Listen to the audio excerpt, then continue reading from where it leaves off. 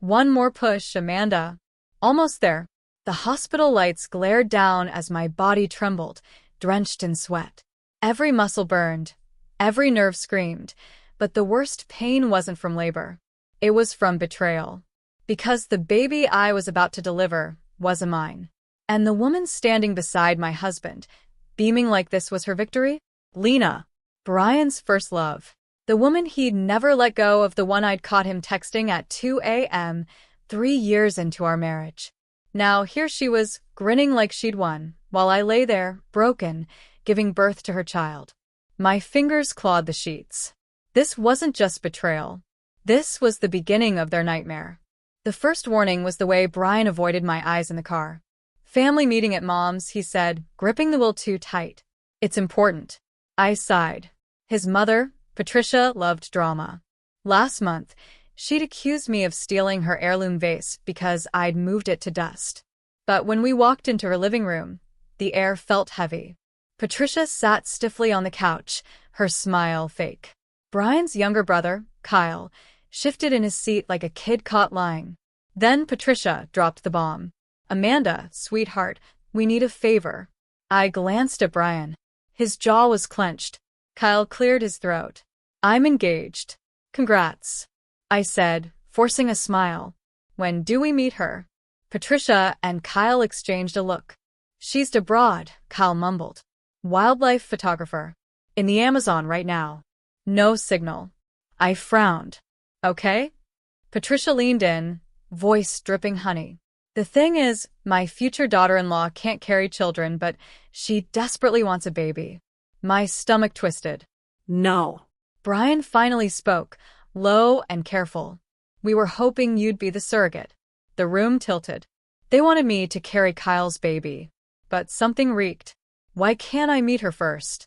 I asked, voice shaking. Kyle rushed to answer. She's fully on board. We did IVF. Embryos are frozen. Ready to go.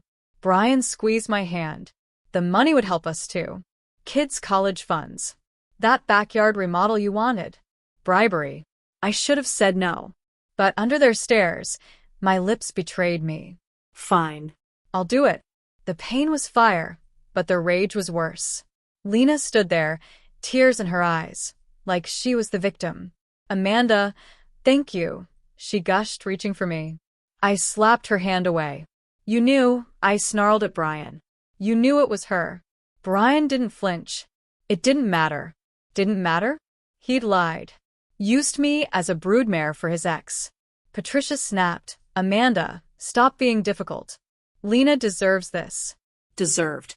Because I'd already birthed 2 kids. Because my body was expendable. Because Lena didn't want to wreck her perfect body. The nurse checked me. Almost time. I locked eyes with Brian. Ice cold. Get out. He opened his mouth. Now.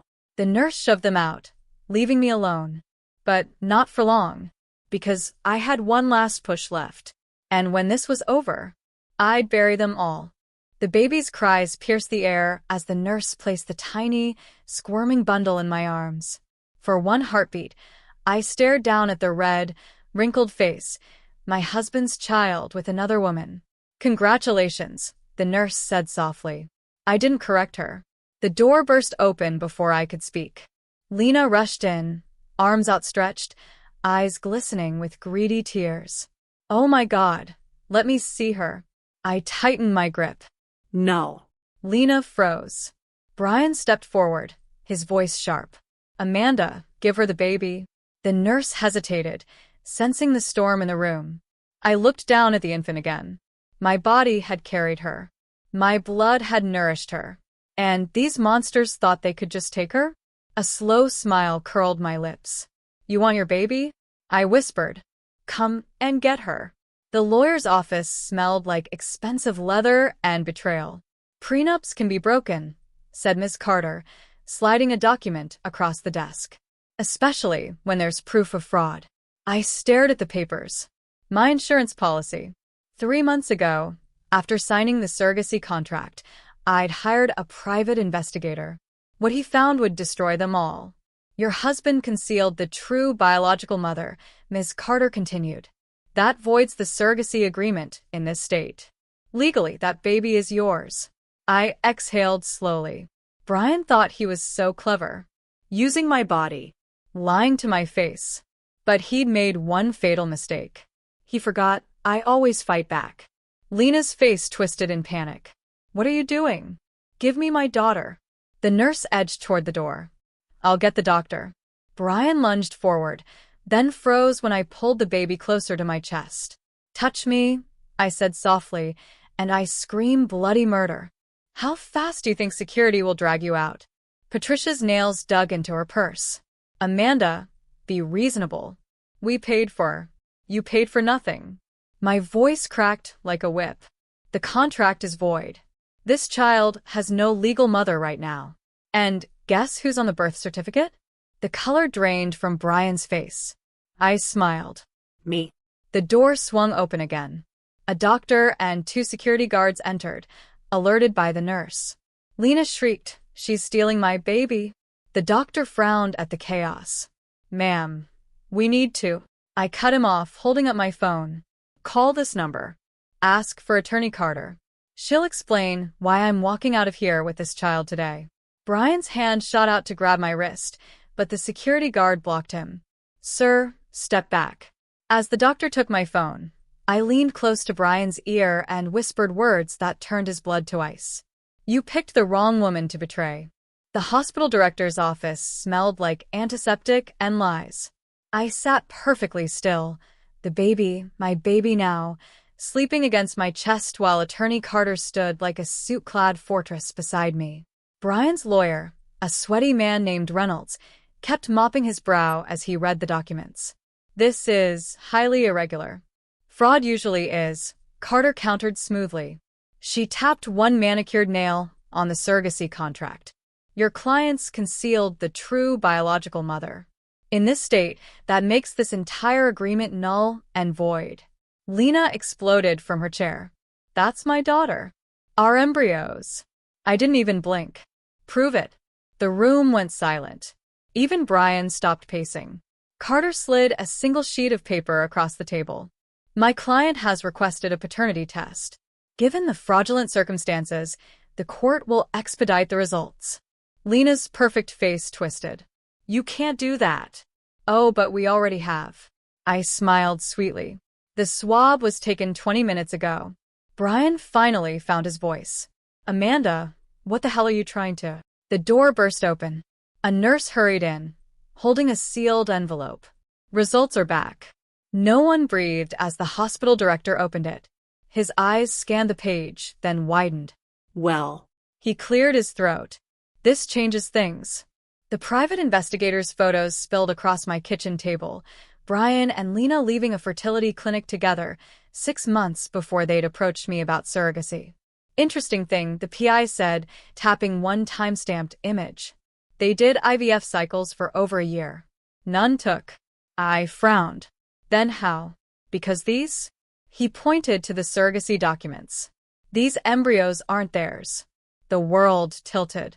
They'd used someone else's genetic material. The PI handed me one final photo. Brian and Lena walking into a sperm bank. Your husband, he said quietly, isn't the father either. The director passed the paternity results to Brian, whose face went sheet white. Lena snatched it from him. Her scream shattered the silence. This is impossible. Carter didn't bother hiding her smirk. According to the DNA test, there is 0% chance Mr. Donovan is the father. She turned to Lena. Which means you committed fraud twice, first by hiding your identity, then by using unauthorized genetic material. I finally stood, adjusting the sleeping baby in my arms. So here's what's going to happen. Brian lunged forward. You scheming by. Security grabbed him. 1. I continued calmly. I'm keeping the baby. The state already granted me temporary emergency custody given the fraud allegations. Lena collapsed into sobs. Patricia looked ready to stroke out.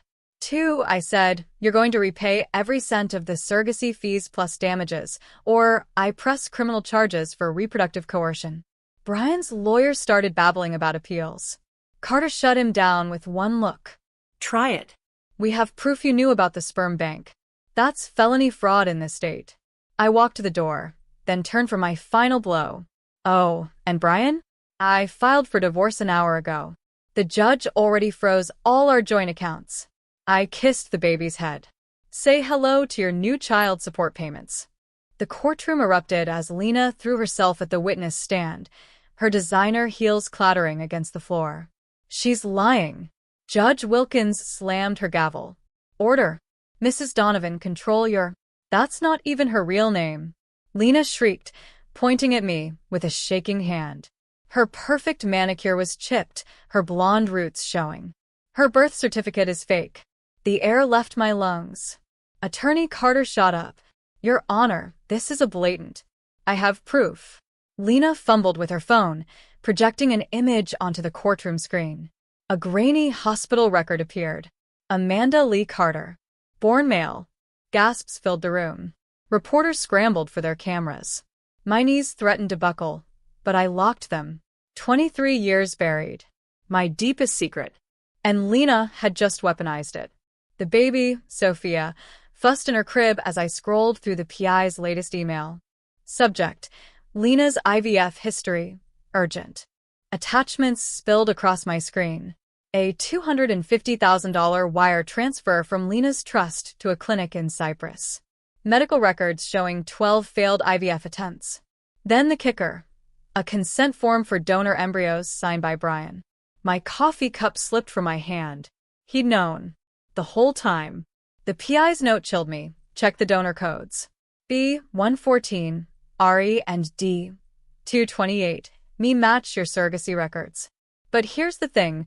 Those codes were retired 5 years ago after a scandal. These embryos shouldn't exist. My phone rang. Carter's number. Amanda? Her voice was tight. We have a problem. Lena filed an emergency motion. She's claiming you're not who you say you are. The judge studied Lena's evidence, her frown deepening. Ms. Carter? Approach. My attorney marched forward, but not before squeezing my shoulder. Breathe. Lena smirked at me from the plaintiff's table. Brian looked shell-shocked, his eyes darting between me and the documents. The bailiff handed me a note from Carter. Say nothing. This is a diversion. Judge Wilkins adjusted her glasses. We'll recess to verify these documents. But, Ms. Donovan, she fixed Lena with a glare. If this proves to be a malicious, there's more. Lena interrupted. She swiped to another image, my childhood photo from a small Texas newspaper. The caption read, Local student Andrew Carter wins science fair. Reporters gasped. Flashbulbs popped. Carter's pen snapped in her hand. Lena turned to the judge, tears suddenly sparkling in her eyes. Your Honor, how can a man claim rights to my embryo? This whole case is perjury. Every head swiveled to the back doors. A silver-haired man in an impeccable suit stood holding a briefcase. And we can prove it. Lena's face drained of color. Daddy? The courtroom fell into stunned silence as Charles Whitmore's polished voice cut through the tension. His expensive cuffs gleamed under the fluorescent lights when he gestured toward the evidence folder now lying open before the judge. Your Honor, what my daughter did was unconscionable. Those embryos weren't just obtained illegally. They were part of a batch that had been specifically flagged for destruction due to genetic abnormalities. Lena's perfectly manicured hands flew to her mouth. That's not true. She shrieked, her designer blouse wrinkling as she twisted in her seat. You told me they were the healthiest specimens. I instinctively pulled Sophia closer, feeling her tiny heartbeat against my chest. The revelation sent a new wave of fury through me. They hadn't just lied. They'd risked an innocent child's health for their selfish desires. Brian's face turned ashen. He gripped the defense table so hard his knuckles turned white. Genetic abnormalities? His voice cracked. Lena, you swore to me everything was perfect. You said the doctors called them prize embryos. Charles didn't even glance at his son-in-law. Instead, he reached into his inner jacket pocket and produced a USB drive. Your Honor, this contains video evidence from my Cyprus facility showing Lena personally selecting these embryos after being explicitly warned about their questionable viability. The judge inserted the drive into her computer. The entire courtroom leaned forward as grainy surveillance footage played on the monitor. There was Lena, clear as day, arguing with a lab technician before storming out with a cryogenic container. Lena made a strangled noise. Her carefully styled hair had come half undone, dark roots showing at her scalp. "You're setting me up," she screamed at her father. "After everything I've been through? After all the miscarriages? You owe me." Charles's expression remained ice cold. "I owe you nothing. Not after you involved an innocent woman and an unborn child in your schemes." He turned to the judge. "I'm prepared to testify fully against my daughter's operations in exchange for immunity regarding my own past business dealings." The gavel cracked like a gunshot. "Enough." Judge Wilkins' face was thunderous. She turned to Brian, who was visibly shaking. "Mr. Donovan, did you or did you not sign these consent forms?" Brian opened and closed his mouth like a fish. His expensive lawyer grabbed his arm, whispering frantically. Finally, in a voice barely above a whisper, he admitted, "I signed, but Lena told me they were standard forms." "I didn't know." "That's a lie." Lena shrieked, lunging across the table. A bailiff caught her just as she nearly toppled over. "You were there when we picked the donor profiles. You said you wanted a baby with blue eyes like your—" "Shut up," Brian roared, his polished facade crumbling completely. Spittle flew from his lips as he turned desperate eyes toward me. "Amanda, please, you have to believe me." I stood slowly, carefully adjusting Sophia in my arms. The weight of her against my chest felt like justice itself. "Your Honor," I said, my voice steady despite the storm of emotions inside me, "I believe we've heard enough." The judge nodded grimly. "Indeed we have." She shuffled the papers before her. "Given the overwhelming evidence of fraud, illegal medical procedures, and deliberate deception, I'm granting Ms. Carter permanent sole custody of the minor child known as Sophia Donovan. All parental rights of Brian Donovan and Lena Whitmore are hereby terminated." Lena collapsed into hysterical sobs. Brian looked like he might be sick. Patricia, who had been sitting stone-faced in the gallery, suddenly stood and marched out without a backward glance. The judge continued, "Furthermore, I'm referring this case to the District Attorney's Office for criminal prosecution regarding the illegal embryo trafficking. Bailiff, please take Ms. Whitmore into custody." As the bailiffs moved toward Lena, Charles Whitmore straightened his tie and walked out without another word to his daughter. Brian's lawyer was already whispering about appeals, but the hollow look in Brian's eyes told me he knew it was over. I turned to leave, Sophia's soft breaths warm against my neck. Brian caught my arm at the door. "Amanda, wait." I shook him off with a look that made him recoil. "The only words you'll say to me from now on will be through my lawyer," I told him calmly. "Starting with how you'll be paying child support for all 3 of your children." The reporters outside nearly knocked me over with their shouted questions and flashing cameras. "Ms. Carter, how does it feel to win? Will you raise the baby as your own? Do you have any comment about the criminal charges?" I paused at the top of the courthouse steps, adjusting Sophia's blanket against the autumn breeze. "Every child deserves to be wanted," I told them simply.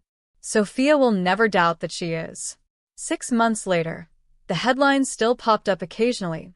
Fertility clinic scandal rocks high society. Whitmore heiress sentenced to 7 years. Disgraced attorney Donovan disbarred. I rarely read them. My days were too full with school runs and baby giggles and the slow, steady work of healing. When the large check cleared from the sale of Brian's share of our former home, I drove directly to the Sunrise Women's Shelter. The director's eyes widened at the amount. "This will change so many lives," she whispered. I just smiled and signed the paperwork. True justice, I'd learned, wasn't about vengeance. It was about breaking cycles. That night, as I rocked Sophia to sleep in our new home, listening to my older children playing quietly in the next room, I realized something unexpected. I didn't hate Brian anymore. The fury that had kept me going through the court battles had faded, replaced by something far more powerful: indifference. He was nothing to me now. Just a name on child support checks, a cautionary tale I'd someday tell my daughters about self-respect. Sophia's tiny fingers curled around mine as she drifted off. Outside, The first snow of winter began to fall, blanketing the world in quiet possibility. The past was finally, truly behind us. And tomorrow? Tomorrow would be ours.